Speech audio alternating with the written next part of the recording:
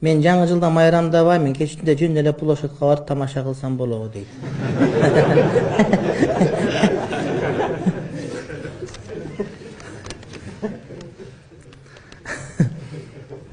Жаңы жылды өткөсө болобу, эл катары эле тамак бышырып, дасторкон жасап, семьян менен эл катар жакшы каалоолорду каалап айтып олтурса болобу. Конечно, спиртной жок, жөн эле чай-пай ичип сокмоктон баары бир число алмашып атпайбы дейт.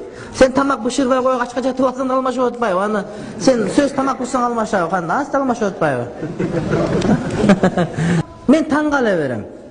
Келе турган күндү тосушат, бирок өтүп атканга отчет беришпейт. Маселе сен тоспага жетесиз бетпейт, Кудай билет. Сен өтүп аткан күнүңү кантип өткөргөнүңдү бил. Отчет бер.